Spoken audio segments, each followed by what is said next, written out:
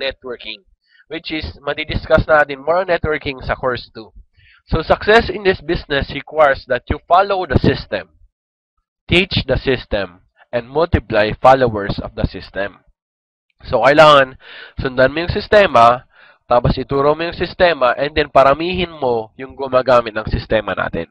So, network marketing is viral marketing.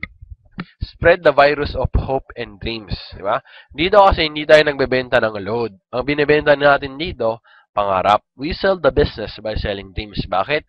Kasi ang tao, pag merong hang inintro sa kanya na business, tapos syempre, sabihin mo, una, maliit lang kita, ganun. Pag nakatin na siya ng orientation, mabubuhay ulit yung mga pangarap niya sa buhay. So, ma-realize niya, pag ginawa niya pala itong negosyo, maabot niya mga pangarap niya. So, always inspire other people, always motivate them, bigyan niyo sila ng pag-asa.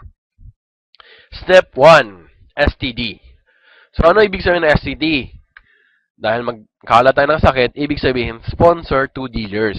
Actually, hindi na dealer ang tawag sa atin. Ang tawag sa atin, technopreneur. Pero para maganda yung acronym, dealer na lang, para STD. So, do it in 1 week or 1 month. Depende sa'yo. Kung gusto mong mapabilis yung pagyaman mo, gawin mo siya in 1 week. Kung gusto mong mapatagal yung pagyaman mo, gawin mo siya in 1 month. So, dito naman, sa sponsor to dealers, hindi ibig sabihin na ikaw ang magbabayad ng registration form nila. Siyempre, ang sponsor, ibig sabihin, ikaw yung mentor nila, ikaw yung nag-invite sa kanila. Okay? So, ang tawag sa iyo, kung ikaw nag-invite sa downline mo, ang tawag niya sa iyo, sponsor or mentor. So, step 1, bago mo isipin yung million mo, yung 10,000 mo, 100,000 mo, 1 million mo, 10 millions mo, step 1 ka muna. Kasi pang advanced steps na yung earnings. So, dito, step 1, hanapin yung dalawang tao. Focus makes everything doable and helps achieve the goal. So, eto na yung sinasabi ko kanina, bago mo isipin yung mga millions mo, isipin mo muna yung step 1 mo. And then dito, sa networking kasi, kadalasan mali ng mga tao, pinapagsabay nila maraming kumpanya, like 2 or 3 companies. And then sasabihin, focus naman ako sa 3 kumpanya. Ito ang tanong. Kung hindi ka nga maging top earner sa isang kumpanya, paano ka maging top earner sa maraming kumpanya? Diba? So, isa pang quote about focus, if you chase 2 rabbits at the same time, both will escape. So, focus, 1 company lang tayo, V-Mobile, 1 team, Generals, 1 goal, which is to become a millionaire. Okay? So, 1 team, 1 goal. So, eto, pwede kang gumawa ng prospect list. And then, present to your 10 prospects with the help of the person who introduced you to V-Mobile. So, for example, yung sponsor mo, malapit lang sa'yo, meron akong advice sa inyo. Yung gawa ng prospect list, and then the first 5 prospects na presentan mo, hindi ka magpe-present. Yung sponsor mo. So, pag siya nagpe-present, ibig sabihin, ikaw, makinig ka lang dyan sa gilid, mag-take down notes ka kung ano sinasabi niya per slide. And then, the next 5 prospects mo, yung 6 to 10 prospects mo, is, ikaw mag-present, pero andyan yung upline mo, mag-closing. At saka, pagkatapos mo mag-present, tanungin mo kung ano yung mga bagay na pwede mo pang i-improve.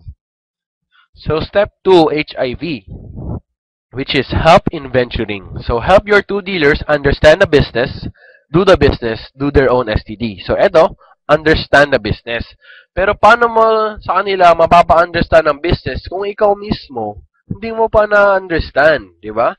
Paano kung hindi mo pa nababasa yung quick guide mo, yung price list mo, paano kung hindi ka pa nakaka-login sa accounts mo online? So, syempre, bago mo maturo, kailangan ikaw muna matuto ka. So, para matuto sila, gawin yung negosyo and gawin yung sarili nilang STD. Ibig sabihin, tuturuan mo sila kung paano mahanap yung dalawa nilang leaders. So, do their own STD. Step 3 is AIDS. So, dito, attain independence by duplicating strategies. So, train your 2 dealers to do HIV with their sponsor dealers. So, step 1, maghanap ka ng dalawang tao, dalawang leaders na gusto magnegosyo. Step 2, ituro sa kanila ng mabuti ang negosyo. So, ito, i-differentiate natin ang recruiter versus mentor. Ang recruiter, kung ikaw ay isang talamak na recruiter, pagpasok ng kaibigan mo sa negosyo, hinayaan mo na siya. Dahil ni-recruit mo lang siya. Pag ganoon ang ginagawa mo, masisira ang pangalan mo. Bakit? Ano yung akala ng kaibigan mo? Wala. Pinasok na ako sa negosyo, tapos hinayaan na ako. So, very important, after nilang pumasok, turuan mo sila. Ang mentor, yun yung ginagawa. Pagkapasok mo, dyan pa magsisimula ang trabaho niya. Bakit? Tuturuan ka niya kung paano gawin ang negosyo. So, remember, be a good mentor, not a recruiter. And then dito, sa step 3, attain independence by duplicating strategies. Kailangan turuan mo yung dalawang mong dealer na magturo sa kanilang dalawang dealer. So, sa step 1, hanapin mo yung dalawang tao. Sa step 2, you will become a teacher.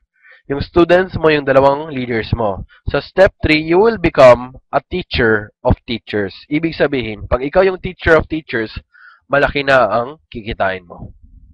Pero before ka umabot sa ganong stage, kailangan mo muna maging student. Become a student, learn the business, become a teacher, and then become a teacher of teachers. So, quick review of the 3 infectious steps. Paano ba magkalat ng sakit? Step 1, STD. Step 2, HIV. Step 3, AIDS. Earning 1 million in V-Mobile is possible, doable, and achievable. So, make sure you understand the business. Ang nare-recommend nga namin, pagkapasok mo, alam ko, sobrang excited mo na mag-invite. Pero pigilan mo yung sarili mo. For 1 whole week, huwag ka muna mag-invite. Aralin mo muna yung negosyo. Kasi kaya maraming nagfe-fail dahil nag-quit sila. Bakit sila nag-quit? Nung bago pa lang sila, wala pa silang alam sa negosyo, nag-imbita na sila. Kaya pag imbita nila, meron lang konting tanong yung prospect na sobrang dali, pero hindi nila masagot. Like for example, tanong ng prospect sa'yo, paano mag-load? Eh, ikaw, bago ka pa. Hindi mo alam. So, sasabihin mo, ay, mahirap pala to. Pero sa totoo lang, hindi siya mahirap. Hindi mo lang talaga alam yung sagot. Hindi ka pa equipped. So, for 1 whole week, wag ka mag-invite. Aralin mo yung negosyo. So, do steps 1 to 3, STD, HIV, AIDS, and then earn 1 million in 3 months or 1 year. So, bakit 1 year to? Siyempre, 1 year to, pag hinanap mo yung, pag nag-start ka, STD in 1 month. And then, tinuruan mo rin sila ng STD in 1 month. So, pwede ka maging millionaire in 1 year. Or, pwede ka maging millionaire in 3 months. Paano? Pag ginawa mo yung STD in 1 week. So, depende sa'yo kung kailan mo gusto maging millionaire, 3 months or 1 year.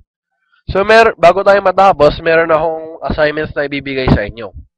Number 1, make your prospect list. Lahat na kakilala mo, lahat ng K mo sa buhay. And then aim for 100 people. So, number 2, have your own flip chart or clear book. Sorry. Para dala-dala mo yung presentation mo kahit saan. And then, bago ka matulog, reviewin mo yung clear book mo. Tapos, pag matutulog ka na, ilagay mo sa yan ng unan mo. Pagkagising mo, reviewin mo ulit. Tapos, focus ka doon sa power of 2 and power of 4. Tingnan mo. 2 o 3 o 4 na tao lang ang kailangan mo para yumaman. Gawin mo na agad. Okay? So, read and understand the quick guide. So, kadalasan kasi questions sa mga bagong TPs, nasa quick guide lang po. Explore and study your online accounts, which is loadextreme.ph and myalex.biz. So, attend course 2 training. So, yun lang po muna sa ngayon. Course 1 training is a very basic for mga baguhan sa business. So, dito lang po tayo nagtatapos. For more info, pwede nyo i-check yung FB group natin, but you must be a Generals team member. So, Generals team sa FB group, marami na tayo doon, 2,000 plus. Or you can also check our website, www.vmobilegenerals.com. Once again, this is John Jester Ching. Thank you.